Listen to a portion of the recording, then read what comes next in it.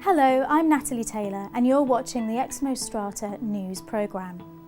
Having trialled online news broadcasts in 2013, the company made additional investment in the medium this year, and the result is this expanded format.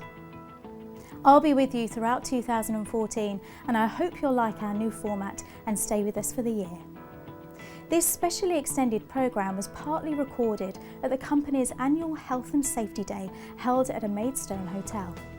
The event was attended by all employees and supported by a group of VIP guests from the customer base.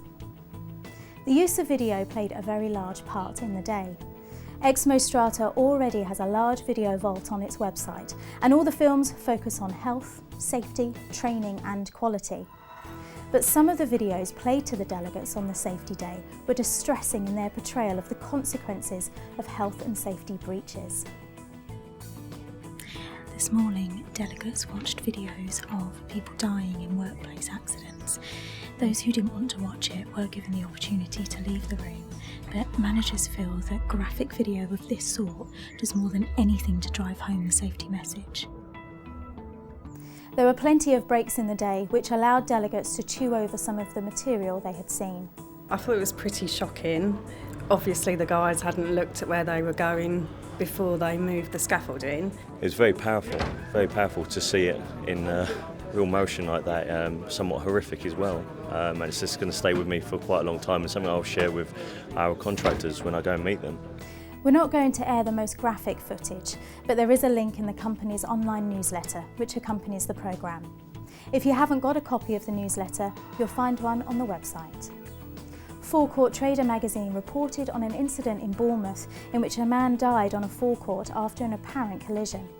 Director Kate Parmentier cautioned that the cause of the accident is not known and that it would be wrong to make assumptions about that prior to any possible court proceedings, but said the incident highlighted the need for crews to use their vans as a barrier. The vans have safety markings and even some of the promotional graphics are reflective, so they're designed to be difficult to miss. We know of situations in the past where a life was saved because an out-of-control vehicle hit a van rather than the tower that we were working on. Forecourts are dangerous places to work on and vans are pretty solid safety barriers.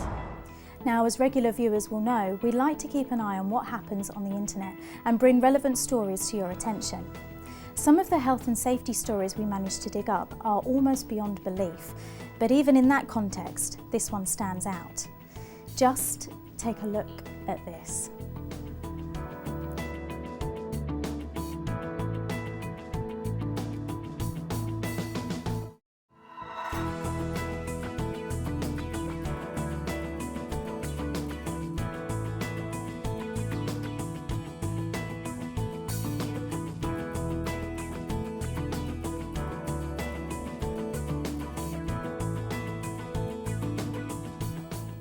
Like many of these stories, it is from China, and it's quite simply horrifying. By sheer good fortune, nobody dies, or at least not as far as we know. Doesn't that just make your hair stand on end? If you want to see that again, there is of course a link to it on the online newsletter. I did ask the management team exactly how many UK health and safety regulations were being broken there, but apparently we wouldn't have had enough time to list them. Incredible. When you're running a filling station chain, the site's operators, vital as they are, can pose some challenging safety problems.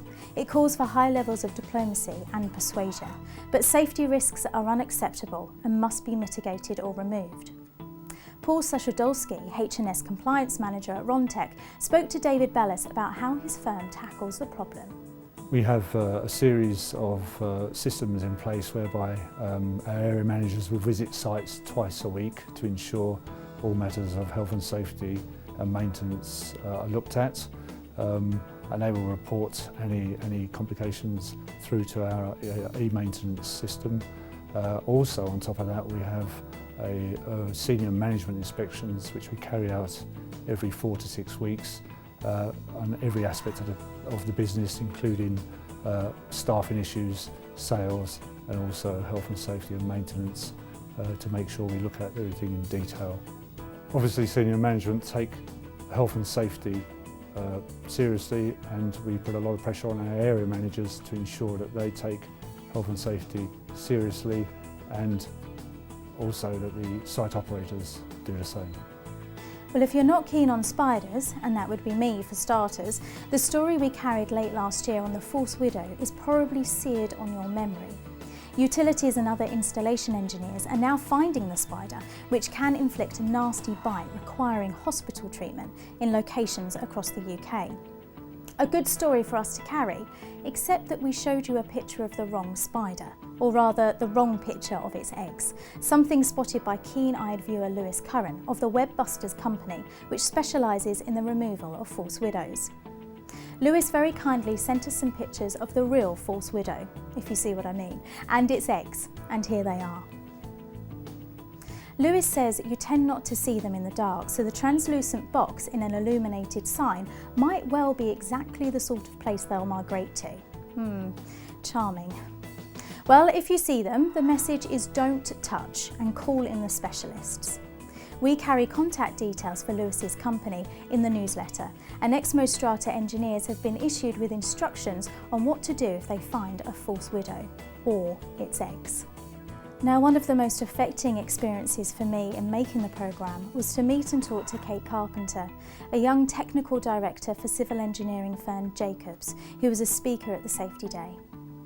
Kate lost her husband, John Kins, a bridge engineer, after a tragic accident. Now she campaigns for health and safety and came to the conference directly from the London Assembly, where she'd been giving evidence. One of the interesting things about oil, petrochemical industries, who are our clients, as well as places where our colleagues are working, is that they're large, major, complex industries, and sometimes there can be a sort of familiarity of working adjacent to that kind of risk. And a lot of response has been that people have realised that sometimes the minor things that they maybe hadn't focused on quite so much could be an issue, and also the fact that John's example gives them an idea of how easily it can happen at other times, and I'm very keen that people see that as not just a workplace learning issue. It's about all activities that people do at home and at work, and sharing messages with their family, with their friends, and the wider benefit. And the petrochemical industry has taken that on board really enthusiastically. It's being shared around oil refineries. I've had messages on Twitter from somebody said, "Are you the Kate Carpenter who made the video, and can I share it with all of our organisation?" And that's amazing. One message is that one says, that's another 700 people who are going to see his story, and more people kept safe. So that's been fantastic. I've been incredibly impressed by that kind of response. With the help of Jacobs, Kate made a powerful film, which you can see on YouTube, and again there's a link in the newsletter. On a personal note, I'd really recommend watching that film. Now, by this stage, you've probably got some idea where the extra investment has gone in this programme. But what you may be wondering is why? Well, we put that very question to Managing Director Steve Martin. We see video as probably the most powerful way of delivering the message to the people we want to receive it, which inevitably is our employees. At our Health and Safety Day, for example, we watched videos that showed that not using a last-minute risk assessment resulted in the death of 4 people, and the point of death was shown on the video, which is something you couldn't achieve in a bulletin, you couldn't achieve in a toolbox talk. The silence that was in the room was absolutely astounding, and it's a memory that the guys will take away for the rest of their lives.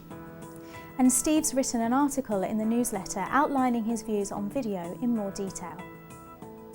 Finally, Gary Tommy of Brown Hill Insurance put a legal spin on the day by giving substance to those claims that great quality procedures, training and health and safety reduce a company's insurance premiums.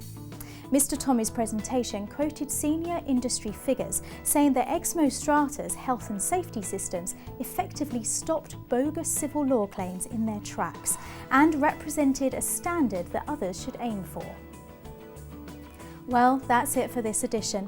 There's more information on many of the stories we've covered in the online newsletter, so if you're interested, it is worth having a look at that. We've tackled some hard topics, but I hope you liked the programme and that you'll stay with us through the year.